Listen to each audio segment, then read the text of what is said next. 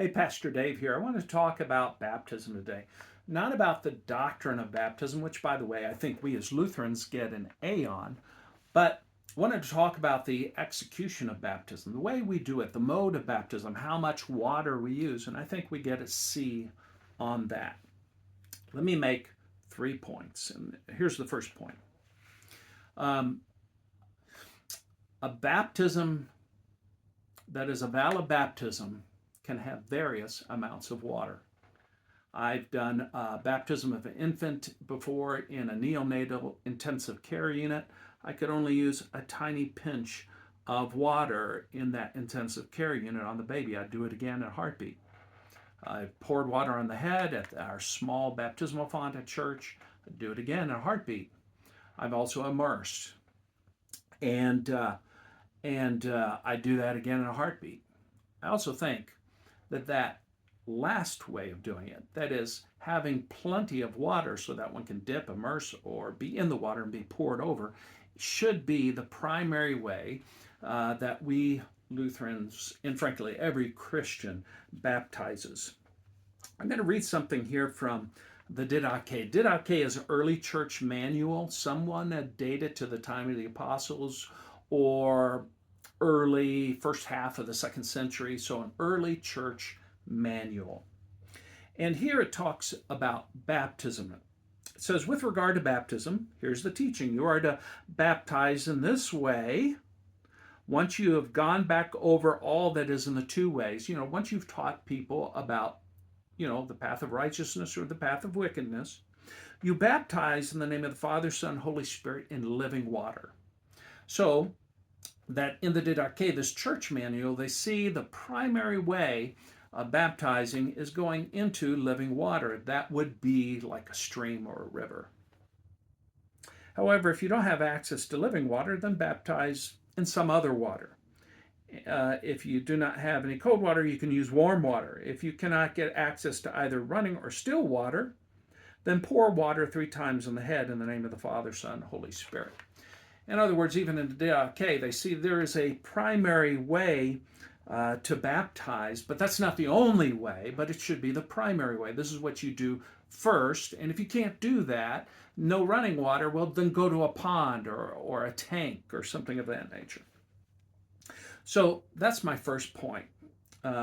Valid forms of baptism can have various amounts of water, but that doesn't mean that all forms or ways we do baptism should be primary.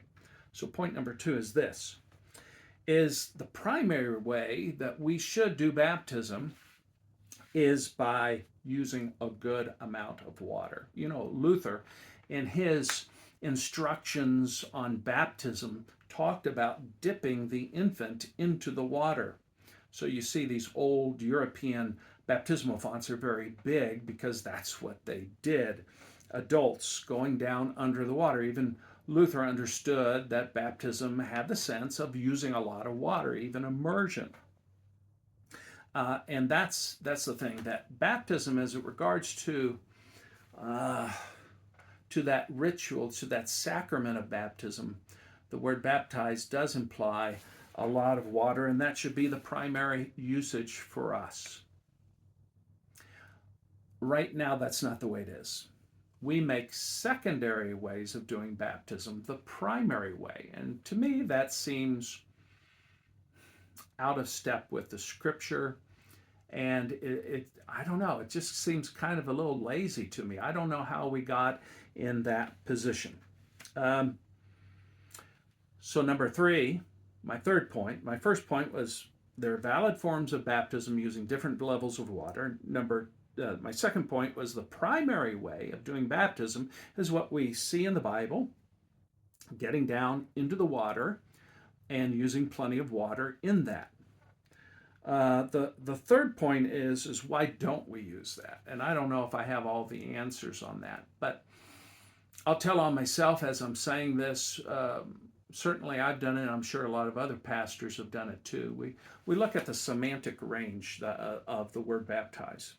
What do I mean by that? The range of meaning that baptize can mean, because any word can have a range of meaning. It can have sort of the primary literal way of using it, and then secondary, maybe even more figurative ways of using the word baptize. They may say that, oh, baptize was used in the Old Testament in regard to the sprinkling of pigeon's blood. So you weren't immersing. And then we use that semantic range to justify any form of baptism. I mean, I've done that.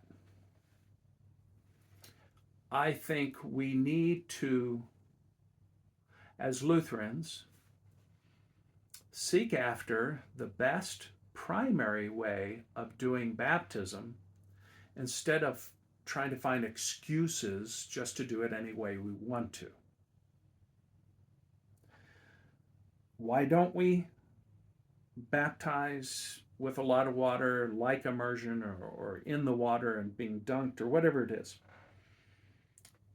Another reason we don't do that, and I've heard it on several different occasions by several different people, is that when we are told by our, let's say, our Baptist brothers and sisters in Christ, you have to do baptism by immersion, then we respond, well, we're not going to do it that way then, because because you say we have to, then we're not going to. I think that is an irresponsible way to approach the subject, and not a very positive biblical approach. Where a biblical approach would be, let's look at the Bible, let's see dictionary wise what the word baptize means, and let's see how it was done in the New Testament. That would be a more responsible usage. So this idea of we're not going to do it that way because this other group says we have to do it this way, that's influenced Lutherans. And it's just not, I don't think it's a responsible or mature way to go. There was something back in the days of the Reformation called the Augsburg Interim. It was when the Lutheran forces were defeated by Emperor Charles V and his Catholic forces. The Augsburg Interim then were some interim rules for the Lutheran churches that were imposed upon us. And in some cases, there were issues of matter of freedom, but they were forced upon the churches, the Lutheran churches, saying, you have to do this. And Lutherans were saying, no. If you're forcing that on us, then it's no longer a matter of freedom. We're not going to do it. Well, that's not the issue with baptism. It's not a matter of being forced because some of our brothers and sisters in Christ say you have to do it this way. That's not forcing us. We should stick with biblical examples, biblical principles, a primary understanding of the dictionary definition of the word baptism as well, not the whole semantic range.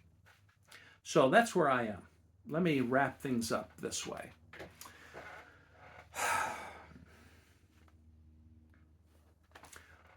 We need a positive affirmation of the mode of baptism and stick with that, instead of taking secondary means or secondary ways of doing baptism that are still valid, but using those secondary ways as primary ways of baptism.